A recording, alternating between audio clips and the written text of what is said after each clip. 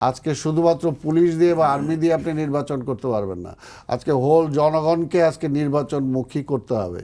সেটা তখন সম্ভব হবে আজকে যে প্রত্যেকটা রাজনৈতিক দল, আজকে বিএনপি বলি, কমিউনিস্ট পার্টি বলি, আদার যে রাজনৈতিক দল যেগুলো আছে, সকল দলগুলোর সাথে ইমিডিয়েট আজকে বসা উচিত। আজকে প্রধান উপদেষ্টার বসে সবাইকে প্রশ্ন করা উচিত যে আজকে আপনাকে নির্বাচনটা চান, যদি চান তাহলে নির্বাচনটা কিভাবে হবে, দায় দায়িত্বটা আপনাদের।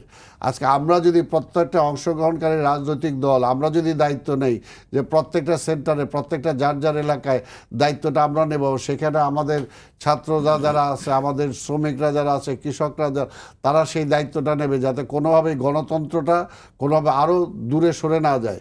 সেটার জন্য আমাদের এই মুহূর্তে ঐক্যবদ্ধভাবে নির্বাচনটা করা দরকার।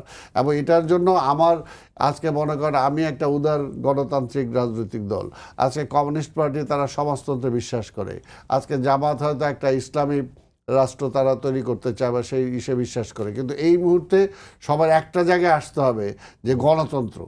আগে আমি গণতন্ত্রটা ফিরে আনি, গণতন্ত্রটা ফিরে আনার পরে এবং গণতন্ত্রটা ফিরে আনার জন্য আমি পিপুলস ম্যান্ডেটে যাই যে পিপুল আজকে কাকে চায়। পিপুলস ম্যান্ডেট নিলে তখন স্বাভাবিকভাবে আজকে যে কথাগুলো আপনার যে ইসের মধ্যে প্রথমে যে কথাটা বলছেন যে আজকে আমাদের আজকে অর্থনীতির অবস্থা যে জায়গায় যে দাঁড়াইছে, আগামী 1-2 মাস কিন্তু এটাকে আর আমরা কোনোভাবেই টেনে নেওয়া সম্ভব না, কোনোভাবেই টেনে নেওয়া সম্ভব। তা রাজনীতিটা করি আমরা দেশের জন্য, দেশের মানুষের জন্য। সেই দেশের মানুষ আজকে কোন জায়গায় যাচ্ছে, আজকে বেকার সমস্যা বাড়তেছে, আজকে মধ্যবিত্তরা আজকে গরিব হয়ে যাচ্ছে, আজকে নিম্ন মধ্যবিত্তরা আজকে কোথায় ফুটপাতে চলে যাচ্ছে। কাজে তাদের কথাটা আমি চিন্তা করব না?